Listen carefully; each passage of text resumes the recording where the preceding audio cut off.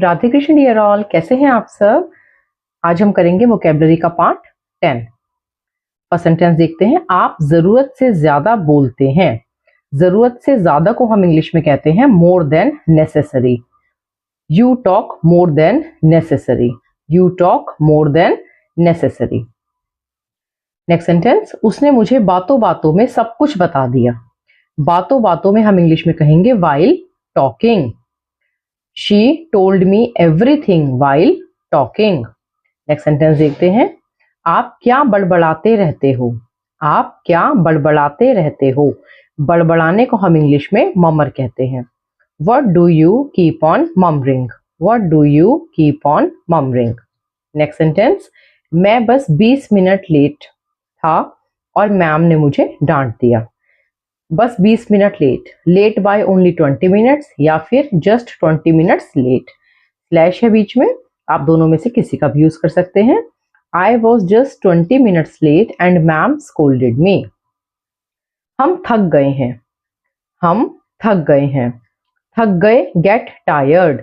We have got tired. We have got tired. बहुत बार हम सिंपली ऐसे भी सेंटेंसेस को सुनते हैं बेटा कि वी आर टायर्ड, तो उस सेंटेंस का हिंदी मीनिंग है हम थके हुए हैं। इसमें है हम थक गए हैं। जब थक गए आएगा तो आप सेंटेंस में गेट टायर्ड का यूज करना। We have got tired present perfect tense है। गेट की थर्ड फॉर्म हमने यहाँ यूज की है। आप जानते हैं जो भी वोकेबलरी है मैं आपको उसको सेंटेंसेस में कैसे यूज करना है सिखा रही हूँ। मैंने सिंपल आपको वर्ड्स नहीं दिए हैं, तो आपको भी जब आप अपने सेंटेंसेस बनाएंगे इन वर्ड्स को अपने सेंटेंसेस में यूज करना सीखना है ताकि आप राइटिंग और स्पीकिंग अच्छे से कर सकें। नेक्स्ट सेंटेंस देखते हैं। आपको किसी से भी बिना बात के पंगा नहीं लेना चाहिए। बिना बात के को हम इंग्लिश में कहते हैं विदाउट एनी रीजन। पंगे लेने को हम इंग्लिश में कहते हैं मेस विद समवन। जिससे पंगा ले रहे हैं समवन की जगह उस पर्सन का नाम हम लिखते हैं। You should not mess with anyone without any reason. जैसे आपको उस लड़के से पंगा नहीं लेना चाहिए था। You should not have messed with that person. तो समवन की जगह आप उस पर्सन को लिखेंगे जिससे पंगा लेने की बात हो रही है। नेक्स्ट सेंटेंस, मैं संडे को आराम से बैठकर मूवी देखना चाहता हूं। आराम से बैठने को इंग्लिश में हम कहते हैं sit back. I want to sit back and watch a movie on Sunday. Next sentence, आपको सुबह मंदिर का पर्दा हटाना चाहिए।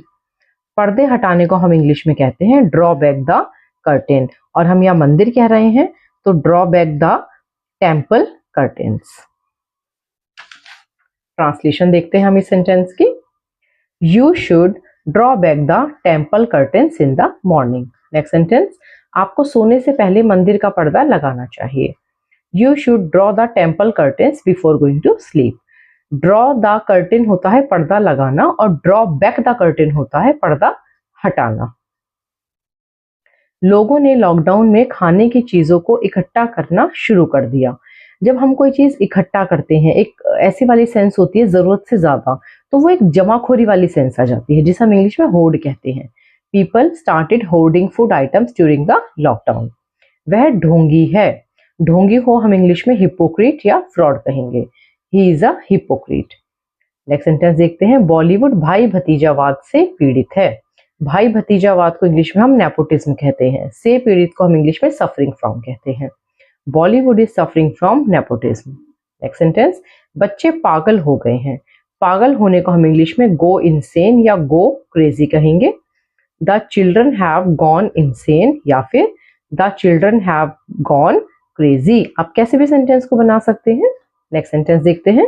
जब उसने मुझे कोहनी मारी तब मुझे पता चला कि कोमल आ गई थी। कोहनी मारने को हम इंग्लिश में नज या फिर एल्बो कहेंगे।